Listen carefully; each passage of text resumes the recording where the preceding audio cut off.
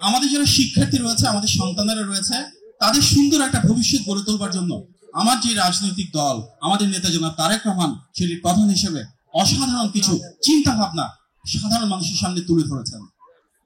উনি এমন একটা বাংলাদেশ চান যেখানে আমাদের শিক্ষার্থীরা এই ঘরে বসে থেকে বিশ্ব নাগরিক হিসেবে গড়ে উঠবে। আমাদের যে সন্তানেরা সামনে রয়েছে তারা যেন বাংলা এবং ইংরেজির বাইরে তৃতীয় আর একটা ভাষা শিখে, সেটা হতে পারে ফ্রান্সের ভাষা, জার্মানের ভাষা, আরবের ভাষা, সেই চায়নার ভাষা, জাপানের ভাষা। অর্থাৎ এমন একটি বাংলাদেশ যেখানে আমাদের শিক্ষার্থীরা বাংলাদেশে বসে থেকে বাংলা এবং ইংরেজির বাইরে তৃতীয় আরো একটি ভাষা শিখে বিশ্ব নাগরিক হিসেবে গড়ে উঠবে। আমাদের শিক্ষা ব্যবস্থার একটা বড় সমস্যা হচ্ছে আমাদেরকে জোর করে চাপিয়ে পড়াশোনা করানো হয়, পড়াশোনার ভিতর আনন্দ নাই। যার কারণে কিন্তু আমাদের নেতা বলেছেন বিএনপি ইনশাআল্লাহ রাষ্ট্র পরিচালনা আসলে ক্লাস 6 থেকে আমরা একটা নতুন সাবজেক্ট ইন্ট্রোডিউস করব। সেই সাবজেক্টের নামই হবে লার্নিং উইথ হ্যাপিনেস, অর্থাৎ আনন্দের মাধ্যমে শেখা। সেখানে শিল্প, সংস্কৃতি, খেলাধুলা থাকবে। সবাইকে যে শুধু অঙ্ক করতে হবে আর বাংলা করতে হবে তাই না, চাইলে কিন্তু একজন ফুটবলও খেলতে পারেন, ক্রিকেটও খেলতে পারেন, এবং সেই স্পোর্টস বা খেলাধুলা হবে শিক্ষা কারিকুলামের একটা অবিচ্ছেদ্য অংশ। আমাদের শিক্ষা ব্যবস্থা এমন হতে হবে যেখানে সুন্দর এবং ভালো একটা ভবিষ্যতের জন্য আমাদের ছেলেরা, আমাদের মেয়েরা বৃক্ষরোপণ কর্মসূচিতে সম্পৃক্ত হয়। এই কারণে আমাদের নেতা বলেছেন ওনার একটা কর্মসূচি থাকবে, ওয়ান চাইল্ড ওয়ান ট্রি, অর্থাৎ বাংলাদেশের প্রতিটা শিশু প্রতি বছর বৃক্ষরোপণ করবে। প্রতিটা শিশু প্রতি বছর খাল খনন কর্মসূচিতে সম্পৃক্ত থাকবে।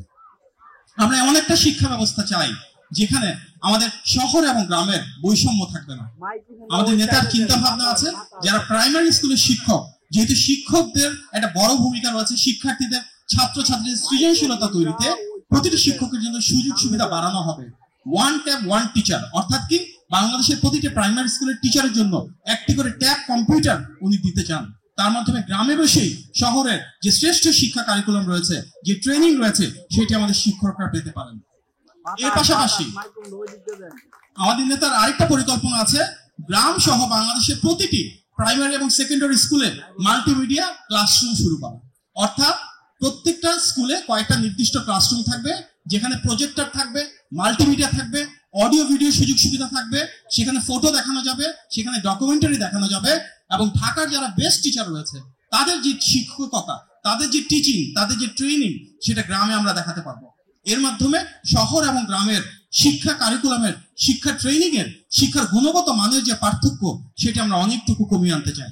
সুতরাং প্রযুক্তির ব্যবহারের মাধ্যমে আমাদের শিক্ষকদের আরো বেশি ট্রেনিং এবং ক্যাপাসিটি এনহ্যান্সমেন্টের মাধ্যমে, এবং আমাদের শিক্ষার্থীদেরকে আরো সহজতর ভাবে, আরো আধুনিক শিক্ষা প্রদানের মাধ্যমে আমরা শিক্ষা ব্যবস্থাটাকে টোটালি ঢেলে সাজাতে চাই। আমাদের একটা চিন্তা, যেটা আমাদের নেতা জনাব তারেক রহমান বলেছেন, শিক্ষাকে আরো বেশি কর্মমুখী করতে হবে, আরো বেশি বাস্তবসম্মত করতে হবে, যেন আমাদের যারা তরুণ রয়েছে, তরুণী রয়েছে, যুবক রয়েছে, যুবতী রয়েছে, আগামী বাংলাদেশে ওনারা কর্মসংস্থানের মাধ্যমে আরো বেশি চাকুরিতে সম্পৃক্ত হতে পারেন। তারা যেন নিজেরা উদ্যোক্তা হিসেবে গড়ে তুলতে পারেন। যার কারণে আমরা আমাদের টেকনিক্যাল এন্ড ভোকেশনাল এডুকেশন, যেটাকে বলা হয় কারিগরি শিক্ষা, সেটাকে আরো বেশি শক্তিশালী করতে চাই।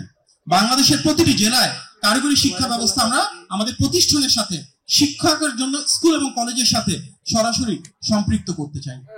আমাদের মনে রাখতে হবে আগামীর যে বাংলাদেশ, সেটাতে সবচেয়ে বেশি গুরুত্ব আমাদের তরুণদের, আমাদের যুবকদের, আমাদের তরুণীদের, আমাদের যুবতীদের।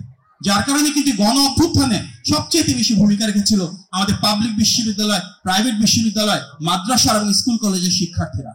আমাদের 50 জনেরও বেশি শিশু শহীদ হয়েছিলেন এই গণ অভ্যুত্থানে।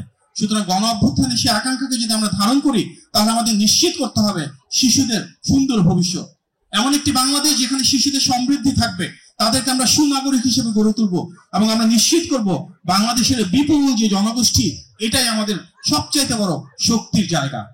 তার জন্য আমাদের নেতা জনাব তারেক রহমানের নির্দেশনায় আমরা শিক্ষা ব্যবস্থাকে আরো কিভাবে সৃজনশীল করতে পারি, আরো কিভাবে মেধাভিত্তিক করতে পারি, আরো কিভাবে বৈষম্যহীন করতে পারি, আমরা আমাদের কারিকুলাম এবং একাডেমিক সিস্টেমকে সংস্কারের মাধ্যমে আরো বেশি বাস্তবমুখী এবং আনন্দমুখর কিভাবে করতে পারি, সেটা নিয়ে কাজ করতে চাই।